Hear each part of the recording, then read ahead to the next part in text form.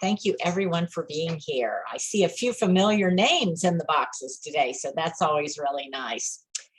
Okay, so today we are going to talk about community-based marketing, which is a type of marketing that is uniquely relevant to small urban, rural, and tribal transit agencies like the ones that you represent. And as I go on, you'll see why that's the case.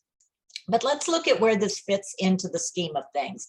As Liz said, this is the fourth in a series of 6 webinars that sort of follow the hierarchy of effects, how we're taking people through the steps to help them become riders and supporters of public transit. So in our first webinar, we talked about awareness building, just letting people know that we're out there. And then in the second and third webinars, we talked about how to educate people about how to use public transit. So about passenger information, first about customer-focused websites, and then about other passenger information tools. Today, we are going to move on down the hierarchy into motivation and trial ridership, things that we can do to encourage potential riders to actually try transit. And we're specifically going to focus on community-based marketing tools. So let's talk a little bit about what community-based marketing is. It is a set of strategies that allow you to leverage your relationships within the community, and relationships particularly with gatekeeper organizations in order to reach high potential target markets, in order to encourage people that have a need for or can benefit from public transit to actually give it a try. So what are gatekeepers, you're asking at this point? Gatekeepers are simply individuals or organizations that can give us access to and can influence target ridership groups. Sometimes we refer to gatekeepers as trusted messengers, because they are folks that already have a relationship with the potential customers that we would like to have a relationship with, that we would like to be using our transit services. And because they already have a relationship and are trusted by these individuals, they have a unique ability to communicate with them. And gatekeepers that are relevant to transit agencies include folks like colleges and universities who can help us access students, schools, social service agencies that can help us access low-income individuals or persons with disabilities, senior centers and residences, employment programs, medical providers, residential communities, businesses, destinations. The list goes on and on. It really depends on who it is we're trying to reach. And we're going to talk later about how to think about finding the right gatekeepers for your target group. So with that basic definition in mind, a little bit about how and why community-based marketing works. When we think about building ridership, in order to generate ridership, we have to appeal to what is important to potential riders, the folks that we want to attract. And different target markets, different groups are going to value different things, and they're going to have a need for different type of information. Now, you've all seen my little wheel of benefits before, if you've been in some of the earlier sessions. And basically, this wheel identifies the benefits that public transportation offers. The ones in red are the benefits that we offer societally to everyone: mobility equity, environmental benefits, economic benefits. These are relevant when we're talking to decision makers and maybe gatekeepers.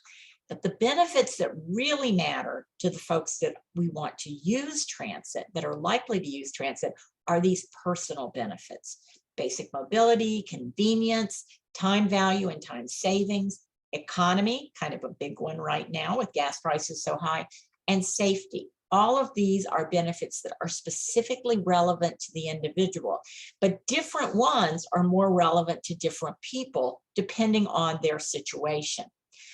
Now, the other thing to keep in mind, and the other reason that community-based marketing works, is because the more relevant our appeal and the information we convey, the more likely people are to act on our call to action. They're more likely they are to pay attention to what we say and do something with it.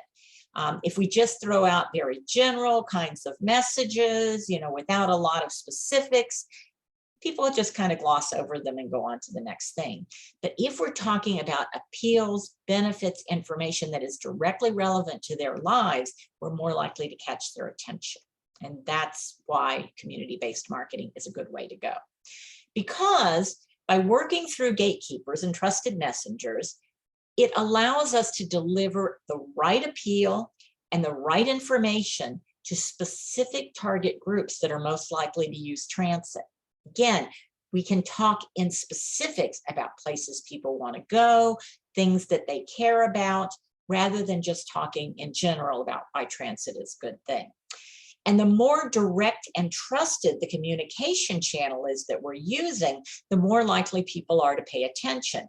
So if you see a general ad, hear it on the radio, see it on TV, see it in the newspaper, you might or might not pay attention. But if you're a student at a college and your college gives you something, you're going to pay a lot more attention to that because you know it's particularly relevant to you. And so that is another reason that community-based marketing works. So with that kind of just general overview, let's start to get into some specifics.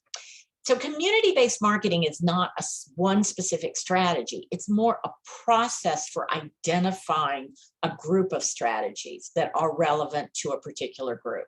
And there's 4 steps in developing a community-based marketing program. The first one is to identify the target group that you want to market to, a population segment that you believe has the potential to use public transit more than they're using it now. And those groups need to be people whose needs you can meet and for whom you offer a relevant benefit.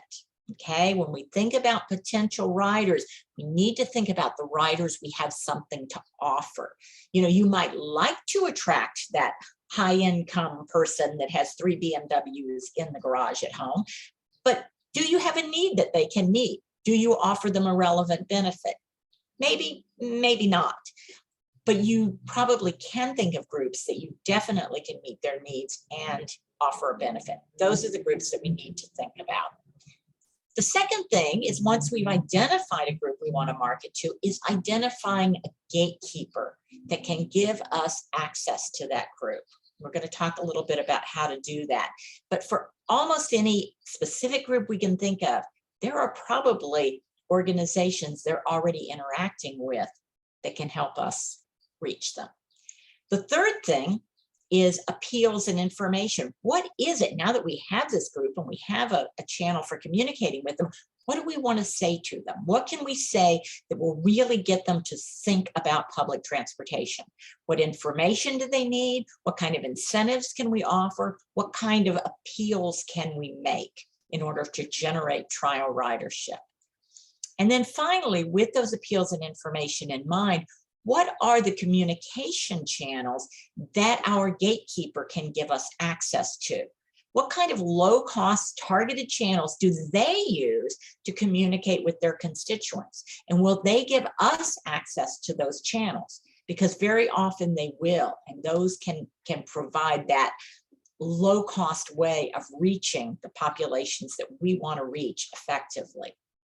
So basic 4 steps. Let's go through a little slower now and talk about some of the advantages, and then we'll start getting into some examples because that'll make it much more concrete. So why does community-based marketing work for public transit specifically? I said that this was a strategy that was highly relevant for public transit. Well, the reason that it works for transit is because transit agencies are community services. You are part of your community, and you benefit both the other organizations within your community as well as the individuals that use your services. So you're a different animal than a private company or some other kind of service. Small and rural transit agencies, tribal transit agencies, even small urban transit agencies tend to be well connected to the communities they serve. You know, you're not in a huge urban area where everybody's anonymous. I mean, you know who the people are in your community that could connect you with potential riders. And community-based marketing simply builds on those connections, teaches you a way to use those connections and leverage them to implement marketing programs. Now, if there are specific connections that don't already exist, then it's time to start creating them. And that is really one of the first steps in community-based marketing, is to make sure that those relationships are in place. And I'll give you an example of how to do that. When I work with a small transit agency on a marketing plan, for example, and I come into the community, well, I don't know anybody and I am nobody in that community, but I sit down and I make a list of who are the key gatekeepers that could help us access the potential target markets that are important. And I ask the client if they have contacts at those agencies. And if they do, great, I fill them in. If they don't, I just go out and randomly find people, call up the agency, find out who might be in a relevant position. And then I schedule an interview and go in and talk with them. And the reason for my interview is that I want to know how public transit can better serve their constituents. And you know something? People almost never say no to my request for an interview. And once I'm sitting there in front of them, talking about the transit services and how they intersect with their constituency and what maybe we could do better for their constituents and how we could better communicate what's available to their constituents, I start learning all kinds of things. And within an hour, I have a relationship with these people. And that is a strategy that can work much better for those of you that are actually part of the community. And those can become ongoing long-term relationships that can help you implement community-based marketing programs. And somebody submitted a question along with their registration. They were a mobility manager and they wanted to know how to get their position out there to the public and let people know that they can assist with transportation needs.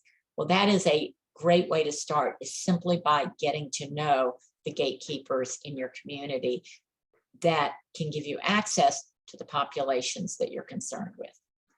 So that's why it works for public transit.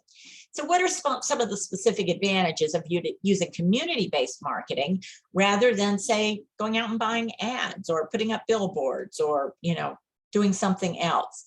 Well, one is the ability to reach audiences with the greatest potential to benefit from your service, this targeting ability. You're not just putting out messages that are going to the whole world. You're putting out messages that are going to students at the college, clients at the social service agency, medical clients, folks that have a need that you can possibly fill. The second thing is that, ads and things like that you pay for, they're here today and they're gone tomorrow. They're often, one-time things or, however many times you have the money to run them.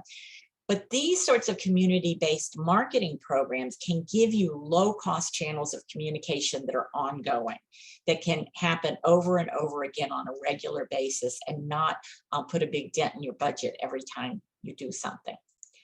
The third thing is the ability to customize the messaging. As I said before, the more specific what you say is, the more specific the information you convey, the appeal you use, the more likely someone is to pay attention. And then there's also the opportunity to build long-term relationships and marketing value. Because once you work with a gatekeeper to market to their constituents, that can become an ongoing relationship and an ongoing effort. So maybe a couple of times a year, you go back out and you do the same thing again. And it's easier the second time and the third time and the fourth time because you already have the relationships and the tools and the strategies in place.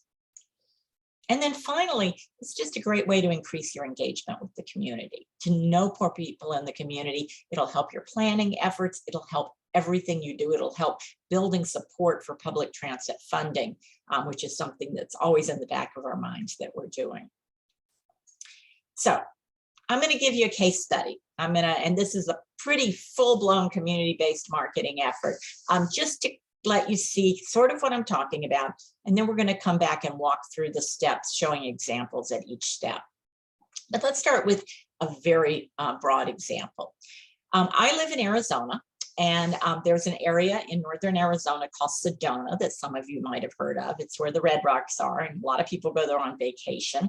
So big tourist destination, expensive housing, very heavy traffic, particularly this time of year, and a lot of hospitality jobs. So a lot of hotels, a lot of restaurants, and they have a labor shortage.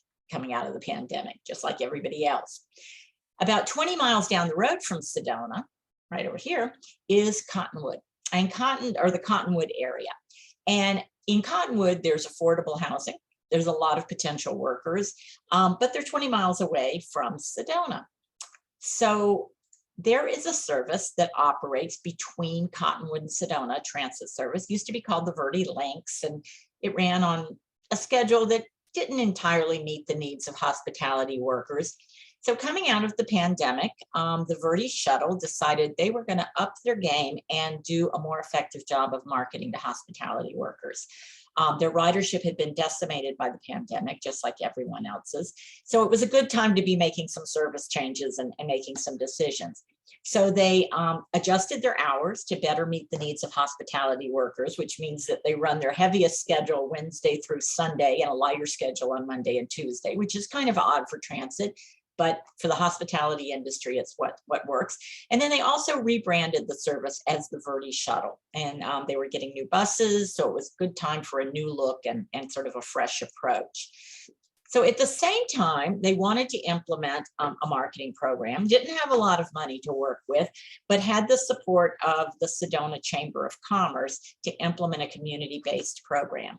And of course, their target market were the hospitality workers who live in Cottonwood and need to travel to jobs in Sedona, or residents of Cottonwood who might want to get jobs in Sedona and fill some of those empty jobs over there. Their gatekeepers were pretty straightforward. There's an organization called the Lodging Council, which is made up of all the hospitality employers. All the hotels belong to it, all of the restaurants, and it's a very active organization, business organization. So that was sort of a way in to the business community. And then the specific gatekeepers were the employers themselves, the hotels and restaurants that are located all along the Verde Shuttle route.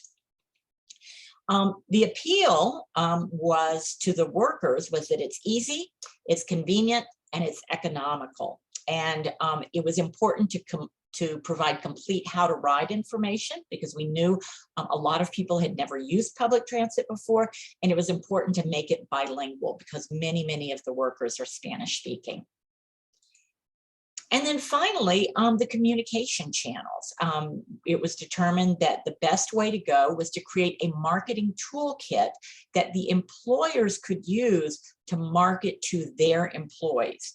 And the pitch to the employers was that they could use this as a recruitment tool, as well as a way to ensure that they have a reliable way for their employees to get to work. Because as you probably know, hospitality workers, they're often carpooling, they're relying on getting rides from other people, and that doesn't always make for the greatest reliability, when what employers need is employees that'll show up every day on time. And so the Verde Shuttle offered them that kind of reliability. So messaging. We've talked about who the gatekeepers were.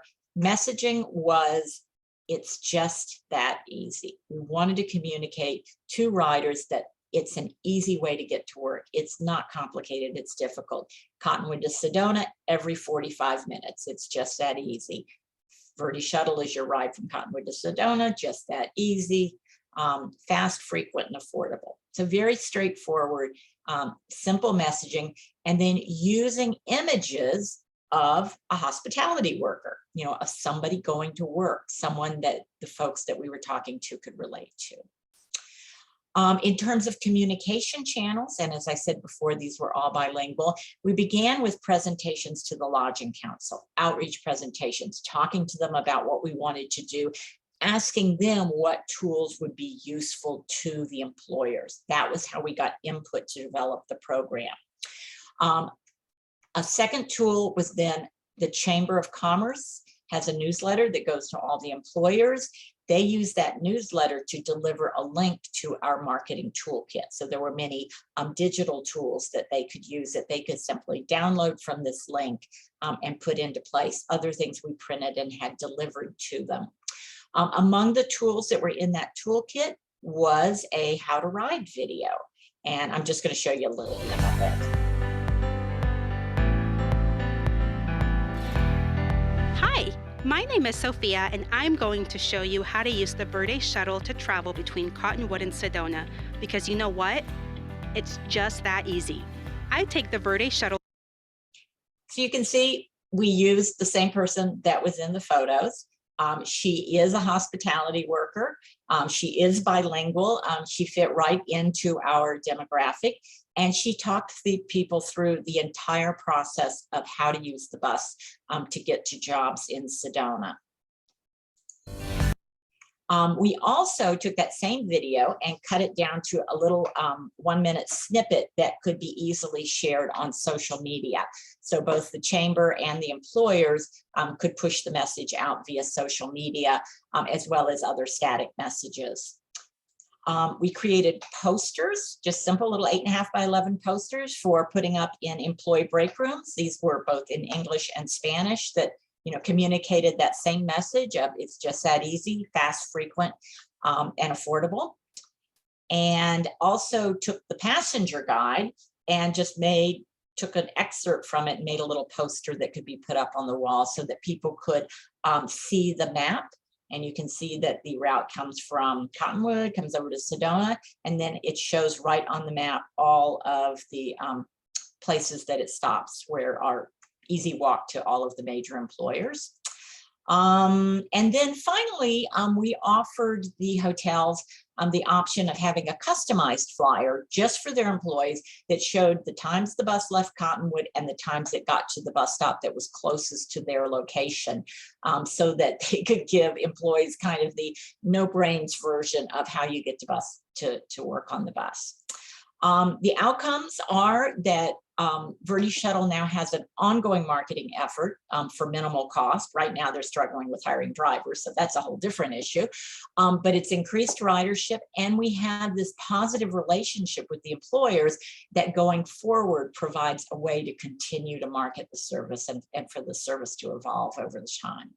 So that's a pretty full-blown community-based marketing program that required some cost up front to make the video, to create the materials, but is now in place and is something that continues to provide value long-term without having to constantly go out and buy ads and spend a lot of money. So that's just one example. Now let's kind of unpack it and walk back through the various sorts of channels that sorts of steps in putting a program together. So as I said, the first 2 steps are to identify a target market that's of interest to you, that you think you have something to offer, and then identify gatekeeper organizations that can give you access to that market. So what I want to do right now is a little exercise using the chat. I'm going to call out a target market, and I want you to put in the chat who you think would be some good gatekeepers in your community.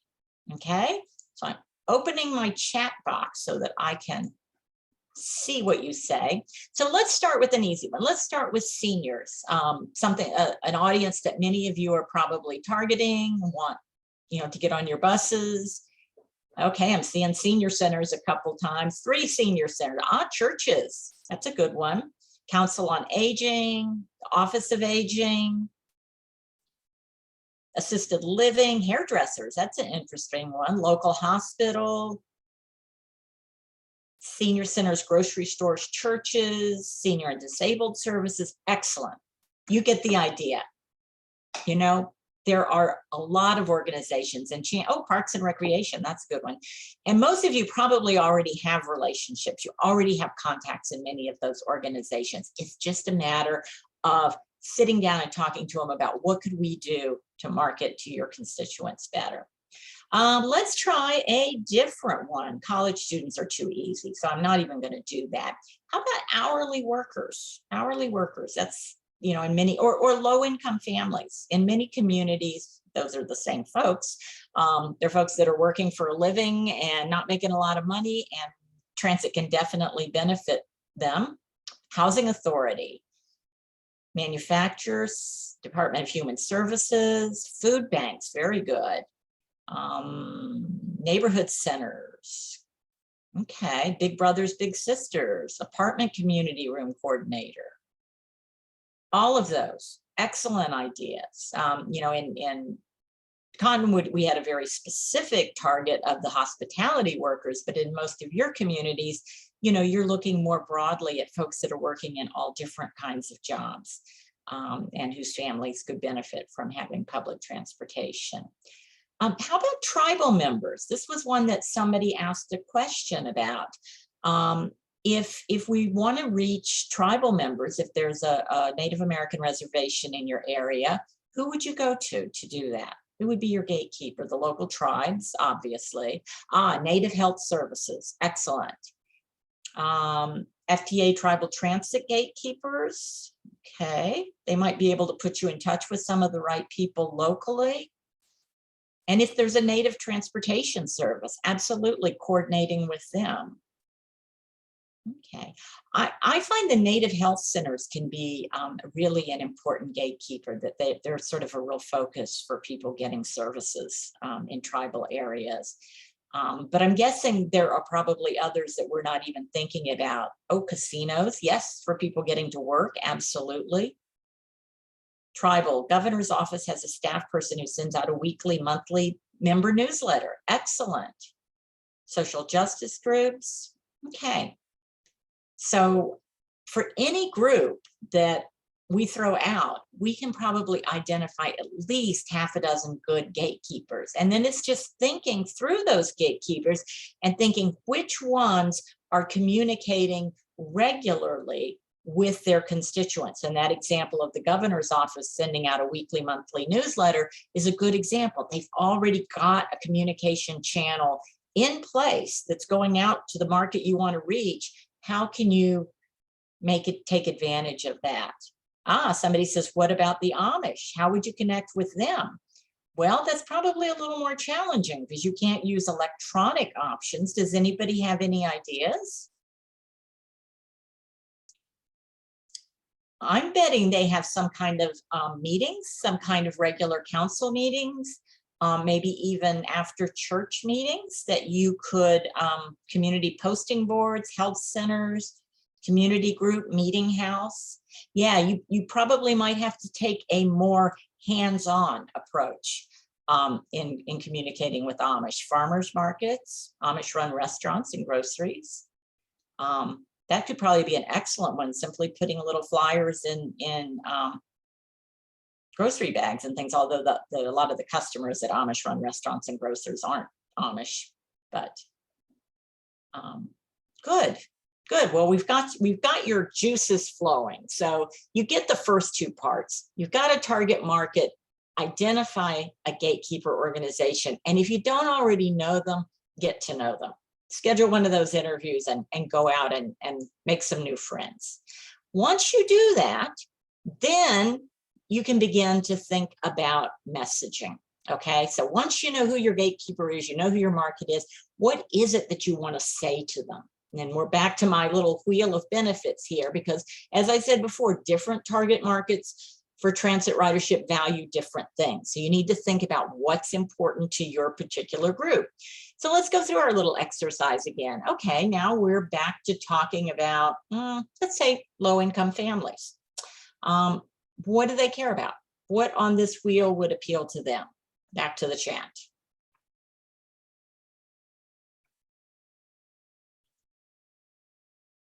Anybody? Oh, come on. I'm not getting anything in the chat. What would appeal? Thank you. Fare free, affordable, absolutely affordable. And just basic mobility. A lot of times lower income families, they might only have one vehicle. And if, the bread earner in the household is taking the car to work, other family members may not have options for getting places, and transit can give them that kind of mobility of not having to wait for a ride with someone. How about if we're talking about college students? We didn't talk about them as a gatekeeper because the gatekeeper was kind of obvious, the college, but what would they care about in terms of messaging? What kind of things would be important to them? Affordable, convenience, not paying for a parking pass, very good one. Hours that match classes, absolutely. Reliable. One that I don't even have on here, but is kind of a real plus for college students, is technology-enabled information. being able to use Google Maps to plan their trip, or if you have real-time information, having that easily available. Can read or study while traveling. Absolutely. Independence, not having to ask someone for a ride or not having to rely on someone else for a ride. That is huge with college students, and a lot of times allows them to reliably go to school. So messaging, get as specific as you can. And the things that we need to think about in messaging, the first is the information. What information is relevant to this specific group? Are there specific routes that we need to be talking about, or specific services, demand response versus fixed route versus something else? Are there types of trips, medical trips, shopping trips, commute type trips? Are there particular destinations? If we're talking to medical travelers, there might be major medical centers that we serve that we want to mention in our messaging. And once you think about the information, then we come to the appeals, what we were just doing. What benefit matters to them? What is relevant to them? And what kind of imagery will they relate to? What kind of pictures and visuals should you include in your messaging that will get their attention and that they'll be able to relate to? And then finally, what is it that you want them to do after seeing your piece of communication? Because we need to make that explicit. Do you want them to go to your website and figure out how to plan a trip? Do you want them to take a trial ride? Do you want them to ride on a regular basis? Do you want them to register for your demand response service? If you're talking with gatekeepers or decision makers, do you want them to promote transit use among their constituents? Do you want them to support transit funding? What is it that you want people to do? It's important that there be a call to action in your messaging. And then the final piece of our 4-step process, so we've got target market, gatekeeper, messaging, is marketing channel. And communication channels that come through community-based organizations kind of fall into 4 groups. And I am always amazed when I sit down with a gatekeeper and I ask them, well, what would you recommend for communicating with your constituents? How would you recommend that we go about doing it? And I learned things that I never would have thought of. Once I was talking with a community college president, and he said, we have a huge ESL program, English as a second language. He said, we could simply use your writer's guide as a teaching tool in the ESL program, and we could teach people to use transit at the same time that we're teaching them to read the guide. And I thought, what a wonderful idea. Another time I was talking to a middle school administrator, and they said, oh, we have a closed circuit TV system. And one of the things the kids do is make videos. And so we could have them make a video about using transit and show it to all of the students. So things come up that maybe you wouldn't have thought of on your own simply by asking them how they would recommend communicating with their constituents. But anyway, that said, our 4 basic categories. The first one are what I call gatekeeper marketing tools. And I talked about a lot of those in the Verde Shuttle example, because I think that they can be really effective, providing your gatekeepers with printed materials, with digital tools that they can use to communicate with their constituents can be a great way to go. A second is outreach presentations. It's actually getting out and talking to people, as we suggested you might need to do with the Amish community. A third are information displays, using your passenger information as an awareness builder by getting it out into the offices and the waiting rooms of gatekeepers. And then finally, participating in community events. It's a little bit different than some of the others, but can be an effective tool for many of you. So let's just kind of walk our way through those 4 items.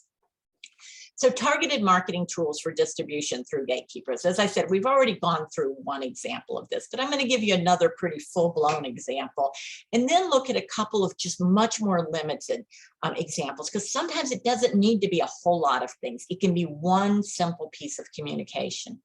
But this is an example from a small urban system in Victor Valley, California.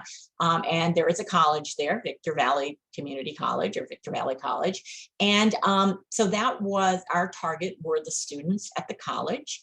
Our gatekeeper was the student services department at the college. And we went in and talked with the student services director, who was, I, was thinking of a modest little program, and he had a million ideas about how we could communicate. And one of the ones that he really championed and ended up being great was on-campus outdoor advertising. And you can see these great big banners that were put up around the campus to remind students that they get to ride Victor Valley Transit for free with their ID, and then including specific messaging such as set yourself free from searching for parking, the very appeal that somebody suggested a while ago.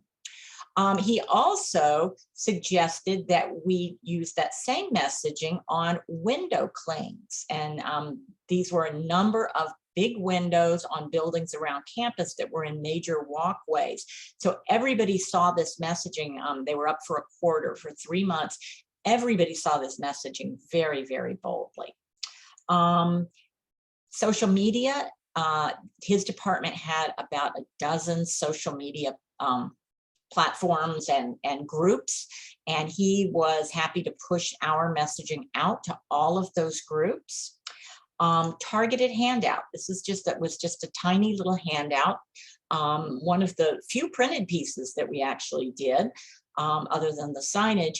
But it went along with when they got their student ID, which was what they needed to ride the bus for free. They got this little pocket-sized card to go with it that explained exactly how to get information on Google Maps, how to get real-time information, and how to use this to get a free ride on Victor Valley Transit.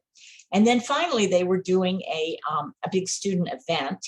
And he said, I'll do all of this for you. And there's one thing that I ask in return is I'd like a specialty item for this student event. And so he specifically wanted reusable water bottles. And so we did reusable water bottles. We gave them out at the student event. And at the same event, we asked the students that came to get their water bottle if they would like to be part of our testimonial campaign. And the students who were already riding the bus provided the photos for all of the materials that we did on campus. So they were all real students. So very much a community-based marketing program, and one that had created a relationship, they already had a relationship between VVC and Victor Valley Transit, but it cemented that relationship and made it stronger and created a way forward for them to continue marketing more aggressively to students than they had in the past. On the other end of the spectrum, sometimes a community-based marketing program can be a single brochure, just a single little tool, as was the case in the Morongo Basin, which is a very small desert community. But they operate inner city service, which goes from these small communities of Joshua Tree and 29 Palms and Yucca Valley into Palm Springs, which is sort of the major urban area where people might go for medical care or for other sorts of resources. We created a brochure, and they wanted to encourage more seniors to use the inner city service to go into Palm Springs, both for their medical trips, but also for recreational trips, because there's a lot more activities, a lot more things to do in Palm Springs, obviously. So their gatekeeper were the senior centers and senior residences. And then the marketing tool was simply this little customized brochure that encouraged people to use the inner city service by providing them with a step-by-step trip plan for how you make a trip to Palm Springs and back, and focusing it using imagery that would obviously appeal to seniors. And then they supported the little brochure by going out to the various senior centers and making outreach presentations where they handed out the brochure, and then they encouraged the seniors to make group trips, to get together with a buddy or a few friends and to go into Palm Springs for the day. This is another program that was just a single tool, but with the same kind of approach of customizing information to a particular audience. This is for a naval base. where the gatekeeper was the Naval Base Administration. They wanted to encourage more use of alternate modes. This was in Southern California. And the marketing tool was simply to customize information to the needs of base travelers. Instead of giving them a whole big system map for the transit agency or, a whole set of schedules, we created a map that was what I called NBVC centric. It put the naval base sort of at the center of the universe and showed what routes served that base and connected them to key locations that they would want to go to. And then that map became part of a poster that was put up at locations all over the base that encouraged people not only to use public transit, but also to how they could get information on their phones about biking and about ride sharing. So encouraging people to use alternate ways of getting to the base. Another program, again, just a single marketing tool, was for middle school students. This was back to the Victor Valley again, was part of that same program. There, the gatekeeper were school administrators, and we had meetings where we invited the school administrators in and talked to them about what would be useful to encourage more of their students to use transit to get to school, because the schools had real issues with parents dropping students off and forming long lines and causing traffic in front of the schools in the morning. So they had a vested interest in promoting transit use. And the marketing tool was basically a poster and a customized information flyer. And the flyer, as you can see, says, set yourself free to go your own way. So kind of appeals to students' desire for independence. Says ride free for 5 days. You flip the flyer over, and on the back was customized information about how to get to this particular school. This was a charter math and science school. So they didn't actually operate school bus service. So there was a real advantage in kids using transit. It shows which routes come into that school, so how you get there. It encourages people to use Google Maps to get information, and then offers them 5 free day passes to try transit. So they could try it for up to a week free to see if it works for them. And as I said, this was the flyer. There was also a poster version that just reminded people that they had gotten the flyer in their classroom and to pay attention to it. A little bit different kind of audience. This example is from Blythe. I live in Arizona. California is next door, so sorry for all the California references, but a lot of my clients are there. Blythe is a community that is on the border of Arizona and California. It is in the middle of nowhere. And to get to medical appointments, it is a 120-mile one-way trip into Palm Springs. That's where most people go if they have any kind of specialty medical needs. And so they started a service called the Blythe Wellness Express. They had some grant funding to provide this service. It only operated a couple days a week and 3 days a week and was by reservation. But they needed to promote it. They needed it to succeed so that they could get funding to continue it. So their gatekeepers were the medical facilities in Palm Springs that people were going to, and then the doctors in Blythe who were referring people to those specialists, and then also the local newspaper, because the local newspaper was a real champion for the service. And so the tools they created were pretty simple. There was an information flyer in English and Spanish.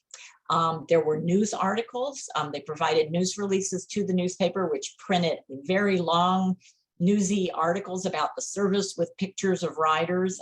So they got really good coverage that way. And there were information displays at the medical facilities in Palm Springs, letting people know that there was a way to get there on transit, because often people have to go for return appointments, and it's hard getting a ride 120 miles one way to your doctor's appointment. So targeted flyers, news releases, and the outcome there was that was a couple of years before the pandemic. They weren't sure the service, when they started it, if it would last more than a year. The service is still running and is really quite successful. And then a final medical example. How am I doing for time?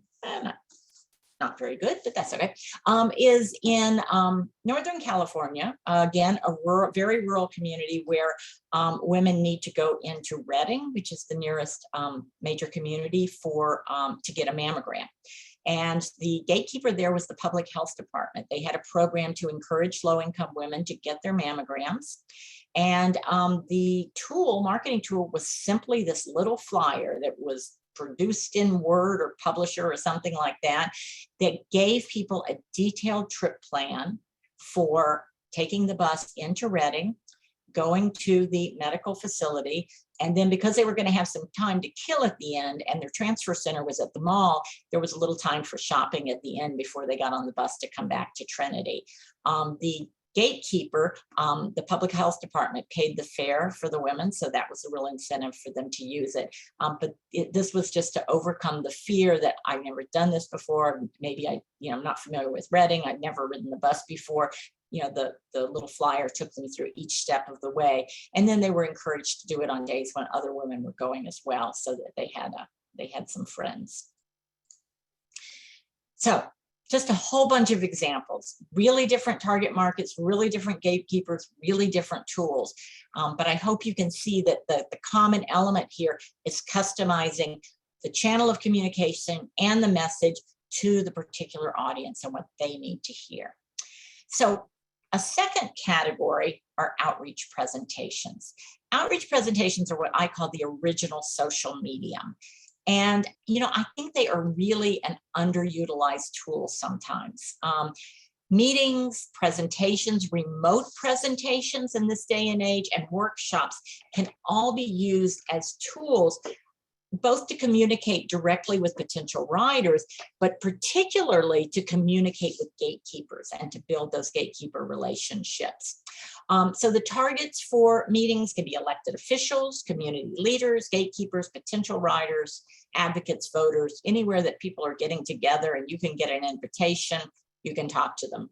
But I'm going to give you 3 examples that I think are really relevant to community-based marketing. The first are decision makers. There are going to be times you have to speak to decision makers, to your council, to your board, to your county board of supervisors, whatever. Treat those presentations as sales opportunities, as marketing opportunities. Don't just, give the information in the coldest, most clinical way possible, but focus it on transit's community benefits. When you talk about a service, talk about what is it going to do for the local economy? How's it going to improve mobility equity? How is it good for the environment? How is it going to support organizations and events in your community? Anything you're doing probably fits into one of those niches. And if you really have the opportunity and want to get their attention, use rider and stakeholder testimonials. And those can just be little videos or that you make on your phone, or just quotes from riders and from stakeholders, adding their voices about why transit is good for them and good for the community. Now, the second type of outreach that I think is really important is outreach to stakeholders and gatekeepers. And this is particularly important for the mobility manager that asked the question about that. I think it's a really critical strategy. It is not hard to get in to periodic staff meetings that stakeholders and gatekeepers have. Meetings of frontline social service workers, medical, staff people, front desk people, folks at schools and colleges, other people that are sources of information for their constituents. You want to make sure that they have the right information about transit to pass on. And it's something that needs to be done periodically, not just once, one and done, and now we're finished. It's probably something you need to do every 6 months because people turn over, information changes, people forget. And so you want to talk to them about your service specifics, what it is you're offering, trip planning tools, especially if they can use Google Maps to plan a trip. Social service agencies love to hear about that because most of them can't figure out how to read the schedule. And benefits to their constituents. What is it that you offer that is good for their constituents? Getting them reliably to work or to training programs or to job interviews, or whatever it is that they need. One of the good things about the pandemic, I almost hate to say those words, but is that everyone is now Zoom literate. And that means that outreach presentations are even easier to do than they used to be. You don't even have to go anywhere because a lot of times you're able to speak to them via Zoom. Everybody's there on their own computer, but it's an opportunity to have that kind of regular touch. And once you've gone out and talked with these groups, follow up. Not only have regular presentations, but work with them as a partner to address needs. Make sure that they know that they know that when they run into a problem with a constituent needing transportation, that you're a person to call, that you can maybe help. Provide regular email updates, create an email list of people that you've talked to, and periodically, not bombard them with emails every day, but let them know when things are changing, let them know what's going on, and share social media posts with them. If you're posting stuff on social media, follow these other organizations, ask them to follow you, and ask them to repost your posts that are relevant to their constituents, because that's a way to begin to reach a broader audience than you're just reaching with the 50 or 100 or 200 people that are actually following your social media. So that's a second kind of presentation. Third kind of presentation are potential riders. If your gatekeepers can give you access to actual groups of potential riders, maybe at a senior center, at a lunch program. Social service agencies often have classes like for WIC or for Welfare to Work, and will invite you to come in and talk to those groups. Those are great opportunities to talk about public transportation and about what it can offer them. And there are some real advantages to this kind of hands-on direct outreach. I know the idea of public speaking is really scary to a lot of people, but I highly encourage you to learn and to use it. Its advantages are it's really engaging. When you're in front of people talking to them one-on-one, they are paying attention. They are totally tuned in to what you're saying. Somebody says here, I did a presentation at a funeral home widows group that met monthly. What a great place to be, encouraging people to get out and do things again. So very engaging. The second thing is you can customize the message. I mean, you can talk about specifically what's relevant to that group because they're sitting there in front of you and they can ask you questions. If they have specific needs, it's a chance to address them. And it really puts a face on your organization. You stop being an anonymous big corporation and you're a real person that's interested in helping them. So public speaking has some real advantages. If you are not comfortable public speaking, you've never done it before, some resources for getting better. One is Toastmasters. Virtually every little town has a Toastmasters club. Sounds a little geeky, but it is a great way to practice public speaking, to get good feedback and to get better at it. And they're really, really nice people normally. The second is community college class. Most community colleges offer public speaking classes, and then just practice, just doing it. I mean, people are not expecting you to fail. They want to hear what you have to say. So just go out and do it and you'll get better in time. So that was our first two categories. The third category are information displays. Information, passenger guides, we've talked a lot about them in our other sessions about passenger information, but I said then that passenger information can also be an awareness building tool by getting it out in the public. And there are lots of low-cost fixtures that you can use to set up little displays, countertop displays, wall displays, and your gatekeepers can give you access to good places to put those displays. Social service offices are a great place to have a map display. Medical offices are a great place for passenger guides.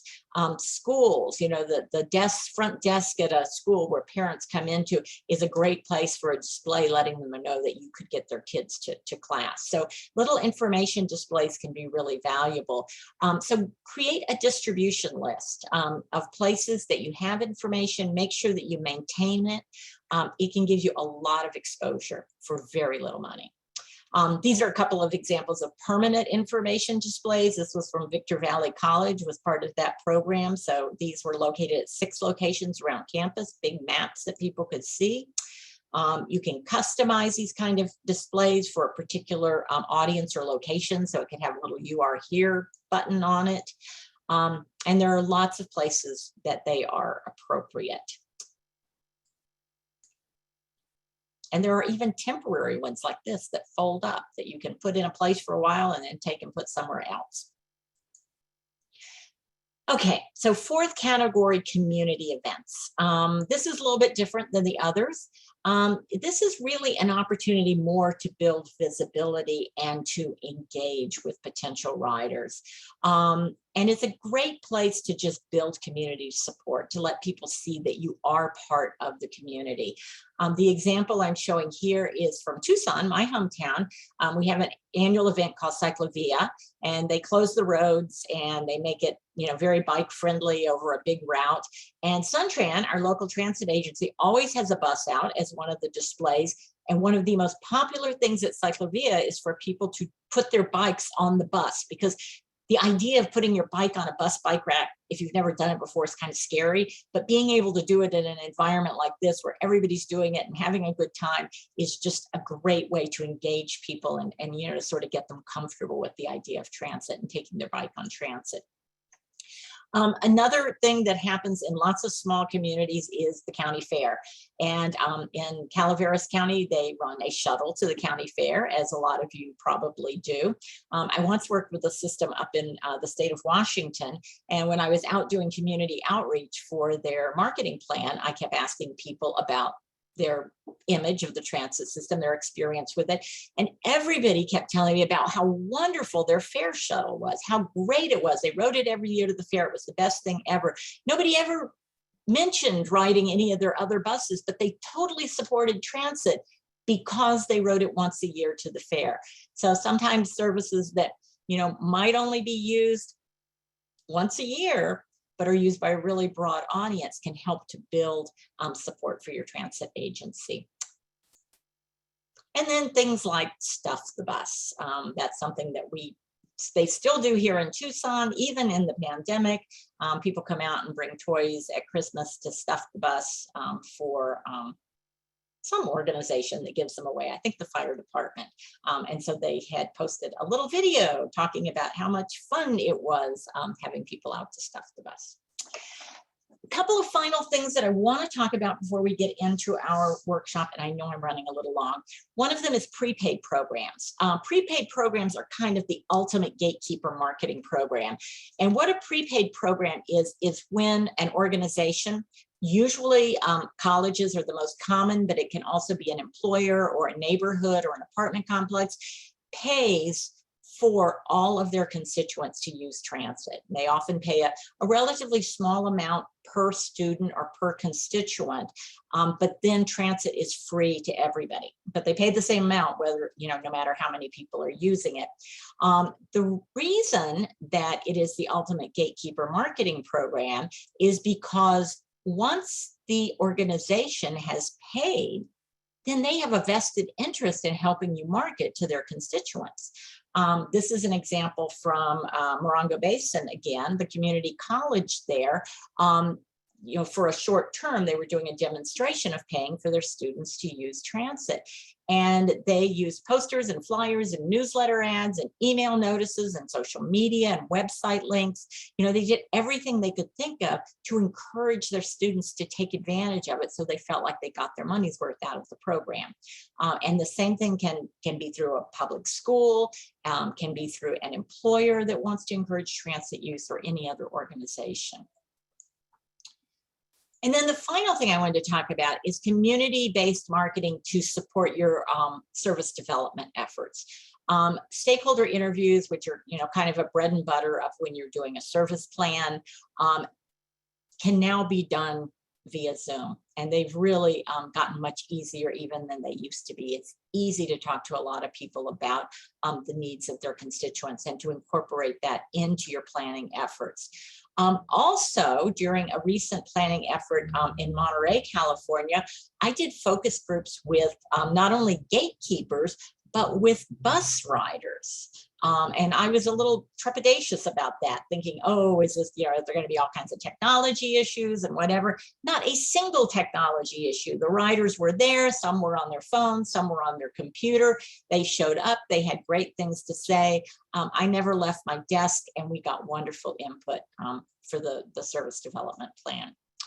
And then finally, of course, gatekeepers can be really helpful in getting input to community surveys.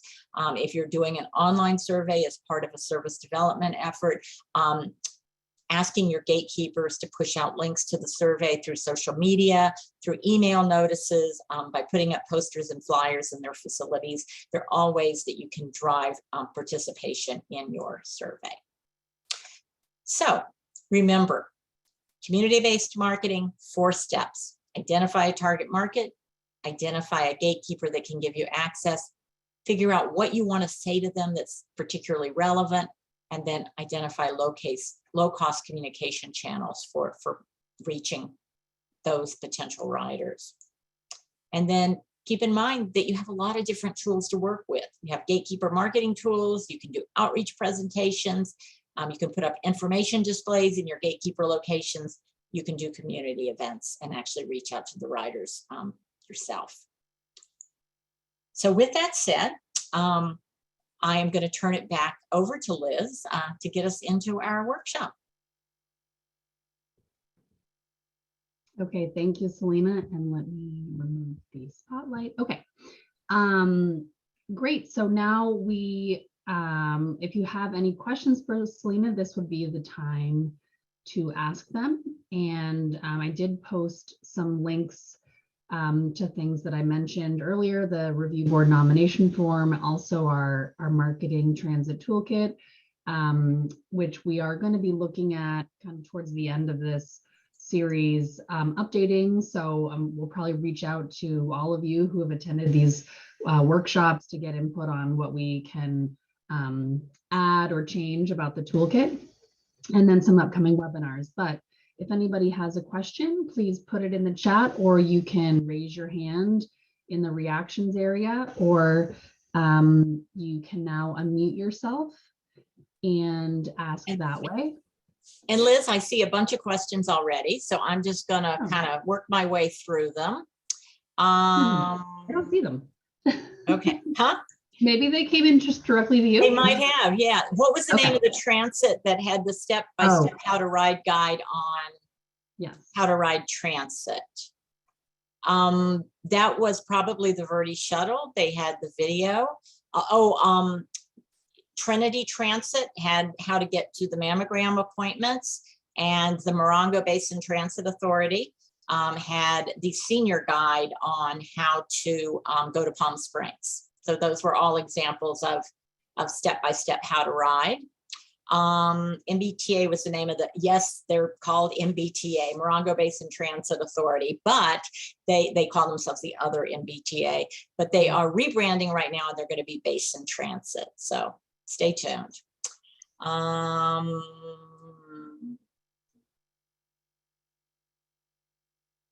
I love this comment. I did a presentation at Funeral Home Widows Group that met monthly. I think that is a great outreach opportunity. Somebody also talked about doing presentations at health fairs, which is another excellent opportunity. And someone said they had a senior mobile home park that pays for a twice-a-week shopping trip. So they have a prepaid program with a mobile home park. Excellent, excellent example. And I bet they are more than happy to get information out to their residents. Now, I had a question that came in, and then I'll come back to a couple of others that are here in the chat. I had a question that came in with the registration that I wanted to address. It was, how have tribal and rural transits addressed the COVID risk and the risk of the next pandemic? Well, I'm gonna answer the questions in the chat first, and then I'll come to this because this is a little different topic. We're a small local nonprofit bus company that serves about a quarter of our county. What types of funding sources? Okay, I'm gonna maybe let Liz address that offline because funding is really not my thing. provide money to staff a marketing position. Liz, 5311 money Sure. will pay for marketing. Yep. You can use 5311 for marketing, but we can send some additional information offline to you, Amy. What do you consider minimal or low cost? Can be relative. Something like the outdoor banner is great. Okay, that is a point that I was making. That, you know, some of those were fully blown community-based marketing programs that were for bigger programs, but some of the others were just a single brochure or a flyer.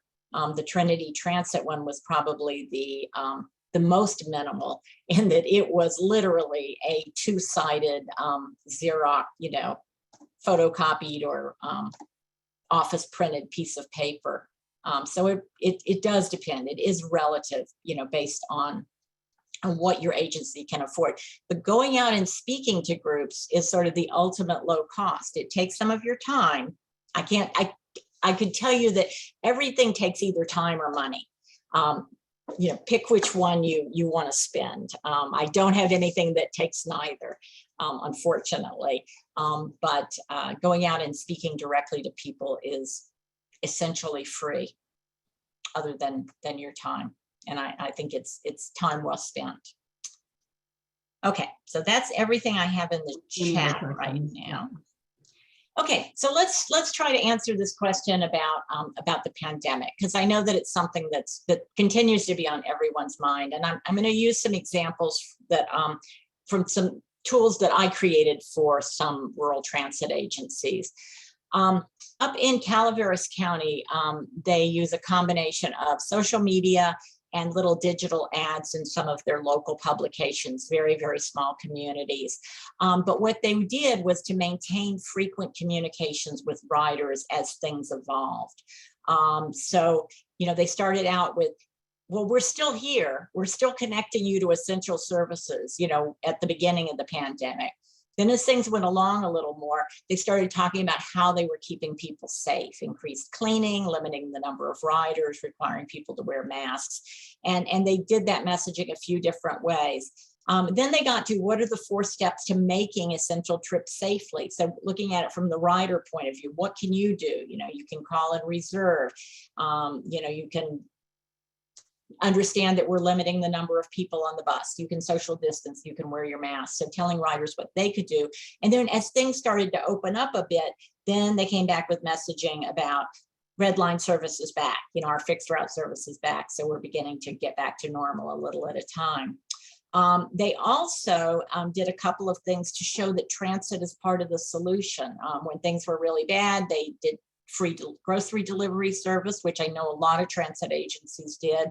And then right now, even they are continuing to do free rides for vaccinations and encouraging people to get vaccinated. And then in Sedona, where it's, they've just launched a Sedona shuttle, which is more of a visitor-oriented service.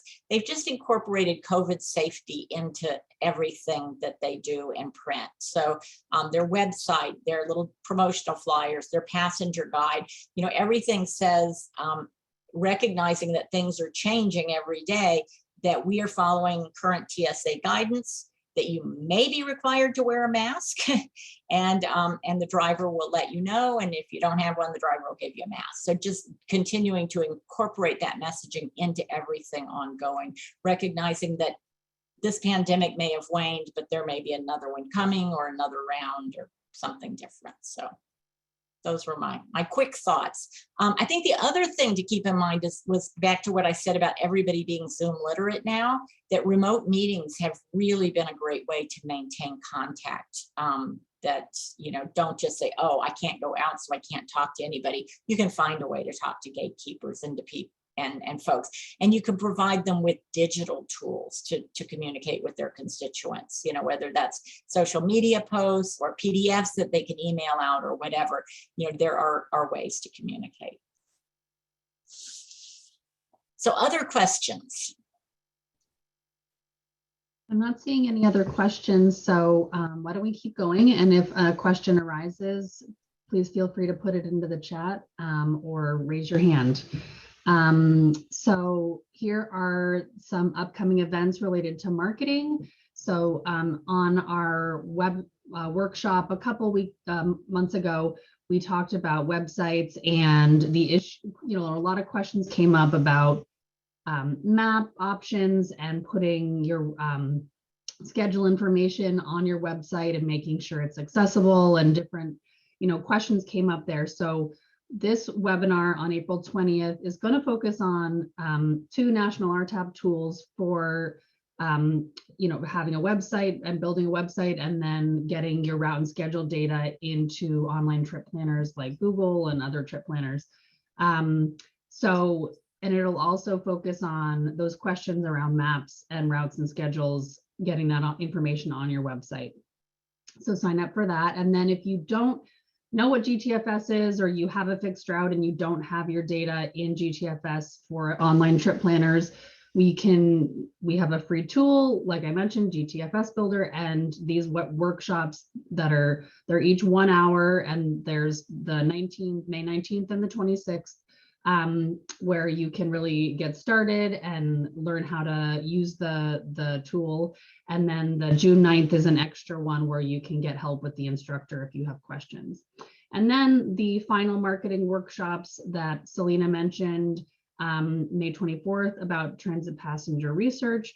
So about surveys and focus groups and all these things that she talked about today, but more getting into the weeds.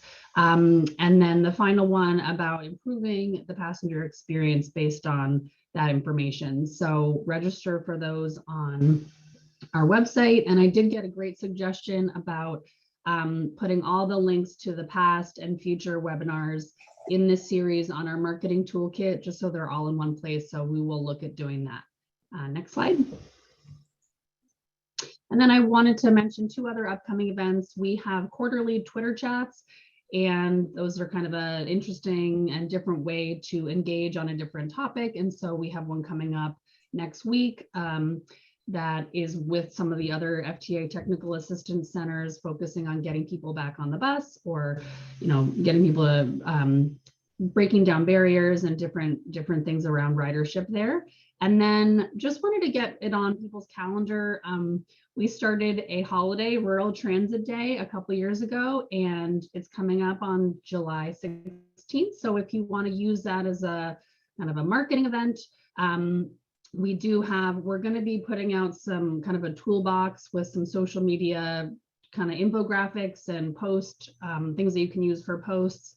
And there's a pledge, and then there's just going to be some fun contests, and we will have a Twitter chat for that too. It'll be July 15th because the 16th is a Saturday. Anyway, so check that out and let us know if you have any questions. Next slide. Okay, so now we have about 15 minutes, although we can go over if needed for the workshop. And we had various people volunteer or say they were interested. I know a couple people definitely are. So for those who did volunteer, do you want to raise your hand if you're still hoping to participate today? And as Selena will, kind of take it from here, but sharing what you've done for community-based outreach and examples and how it's worked out. So Kim, do you want to go ahead? You should be able to unmute yourself. Yeah, sure. Great. And then do you want me to show you? I have something here that I can. Okay, sure. Let me just change. All right, you're able to share your screen now.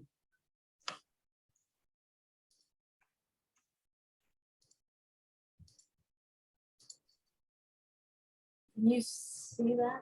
Yes. Yeah. It says Mountain Rides Evening Special. Nice. Okay. So one thing we tried to do this 2 years ago before the pandemic hit. We had it all set to go. and the pandemic hit and we had to just stop. But what we decided to do was go out to a lot of the local businesses, and you can see them on the bottom there. Mm-hmm. And at the time we were charging, so we were going to offer free bus rides to go out to dinner or wherever. And so we were kind of basically telling people how it worked And so this was just something that we thought we'd try to do in the community. Ride the bus in the evening to do something different than work related. And so that's how this came about. And we're doing it during Slack, which is, because we're a ski area, when Slack ends, like it's just a quieter time. So yeah, so, you know, basically for locals to go out. So anyway, that was one of the things that I'm working with the local community on that. And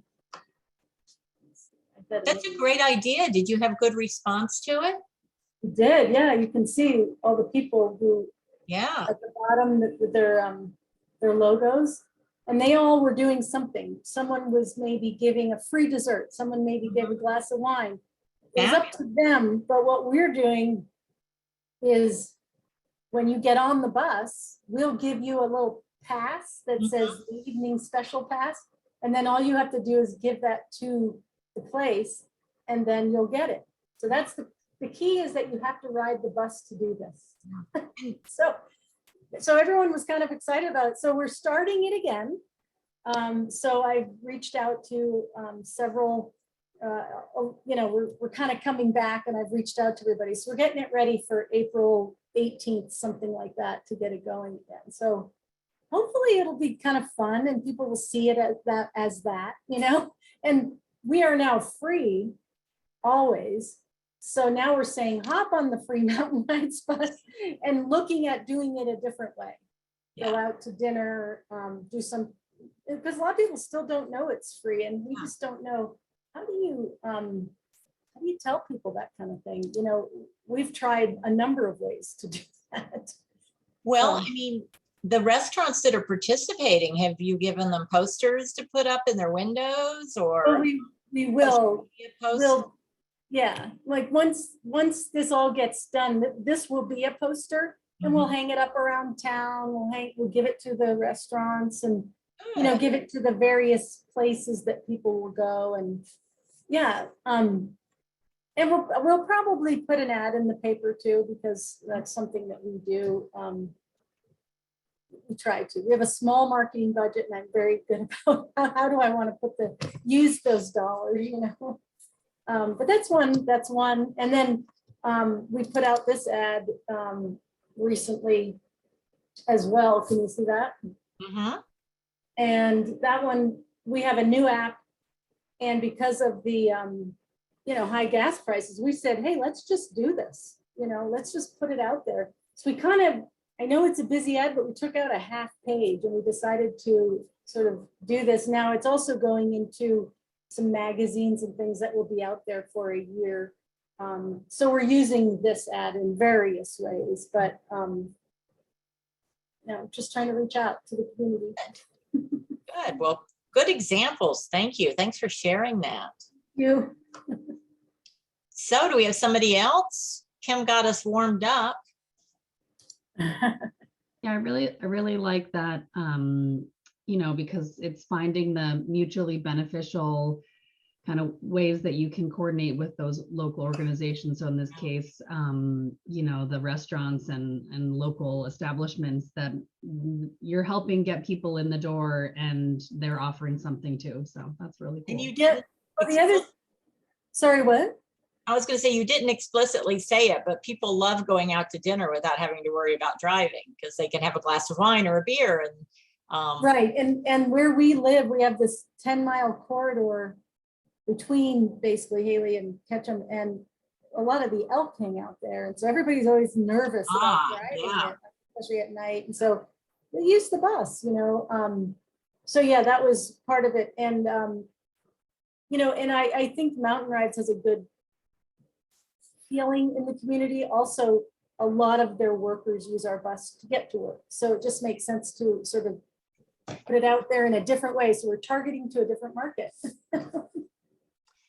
Okay, well, Salwa, it looks like you're ready to share. Yeah, I could share screen if that's possible. I just wanted to share a marketing campaign that I facilitate a Snoqualmie Valley Mobility Coalition. So I'm a mobility coordinator, and definitely it was about raising awareness. So I'm listening to this. I was thinking, oh, it's great to be so specific, but this one was really geared at being very general, just to raise awareness. And we didn't have a budget for it. So we had to really think creative. And luckily, we have great relationships with our municipalities throughout the Snoqualmie Valley. And so part of that campaign was just using city resources to distribute flyers, but also create landing pages on their websites that offer transportation options. So this was like very, very broad, but this is the city of Duval. It did not have a transportation landing page. Their resources were spread out from like transit agency to a more local. And so we created content, tried to make it as easy as possible for them to incorporate.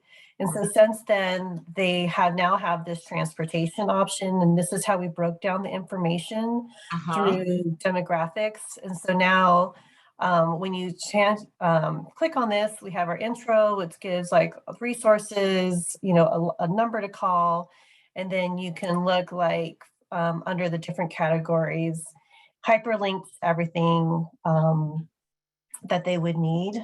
So it was just a way for us to try to reach a larger audience with general information.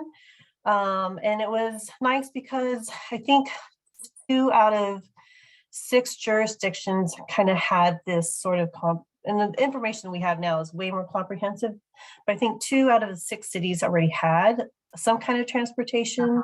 And since putting this out, now 5 out of the 6 have adopted this information and is available. So I just wanted to share it was a little bit different angle, a little bit, I think, different goal, but a route we took. And because of those relationships, it was interesting approach.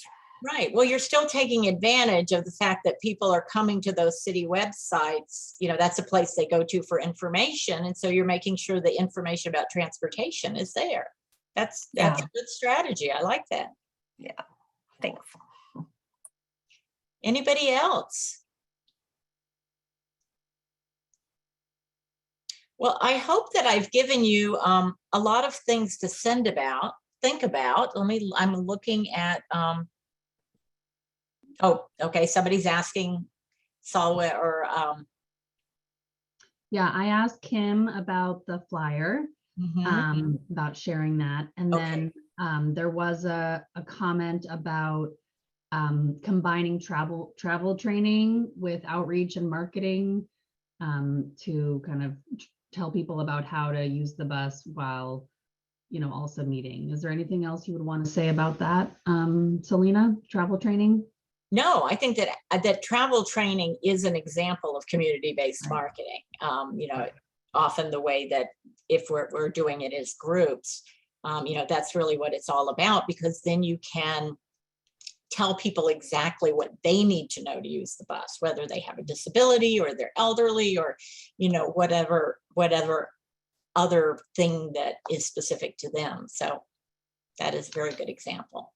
And you might have mentioned this during the webinar, but what is kind of, you did mention turnover at gatekeeper organizations. What do you feel like the frequency of being in touch should be? I would say if you're able to meet with them a couple of times a year, once at a minimum, but twice a year is better because people do turnover. And then in between those times, you know, create that email list so that you can send them updated information as things change or whatever, so that, you know, you have a regular communication. Great, thank you. All right, does anybody else have another question or want to share what you do at your organization for community-based outreach and marketing?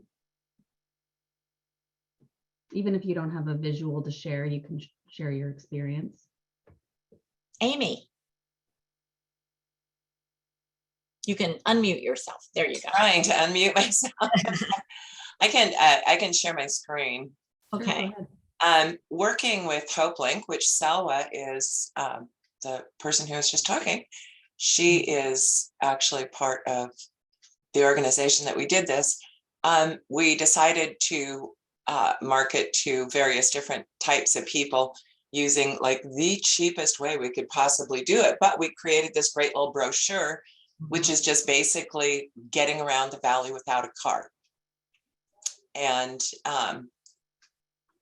these are the only options that people have in our area. But, you know, as you said previously, sometimes people really don't know what those are. Also, we did, oh golly, now I can't see it. And putting them all in one place is always a good thing, because then people see they have choices. One might not be relevant to them, but another one might. And in extremely rural areas, what we found is that people really do not relate to the general technology terms that we use in transportation, you know, fixed route service, deviated fixed route service, what, you know, whatever it happens to be. And so we didn't even use the word mobility. We just said getting around without a car. And people were like, oh, okay, I know what that is. Good. Yes, absolutely need to talk in terms that people understand. Yeah, absolutely. And it actually came out really great. Yeah, that's wonderful. The only thing that would make it even better, you may not have had room, would be some pictures. Would be some pictures. Go to the second page. If I could see what some of those vehicles looked like, even if they were just little, what do you call it? Well, can't you tell they're horses? No. Exactly. We were trying that we have this very rural urban divide, and people who are here from here really need to know that we're on the rural side, not on the urban side. And I totally get where you're coming from. We have other pictures of our buses that I'd love to be able to show you, but I can't because apparently this doesn't work. Oh, there we go. We also did a thing which is now going to be obsolete, which is a summer freedom thing, which is everybody 18 and under rides free all summer. Cool. And we just hung this up like everywhere. But again, as Salwa said, you know, cost is a serious issue for us. Yeah. Yeah. And I mean, that really is kind of what community-based marketing is all about, is finding ways to get the word out that aren't going to cost you a whole lot. You know, where you can make a flyer or a poster or a social media post go further. Yeah, there's a lot of community-based human services groups out here. And so we work through the human service agencies, and we also work through the school district and through the cities. The cities are really avid supporters of what we're doing also. Yeah. Wonderful. Well, thank you. Thanks for sharing that. See, I mean, I love talking about this topic because a lot of you may not call it community-based marketing, but it's probably what you've always done. It's just giving you more of a framework to think about it. Right. Okay, so any final questions or comments or anything? Okay, then I think that's all we have. We're to give you our upcoming events and other things. So just want to really thank Selena so much for this great presentation today, and for all of you who participated, and thank you all for coming. So we will have kind of a longer break until our next one. It'll be later in May, but we do have that the marketing kind of tools on April 20th. So we hope that you'll join us for that. And that's it. Have a great rest of your week, and we'll talk to you soon. Thank you, everyone. Bye-bye. Bye. Thank you.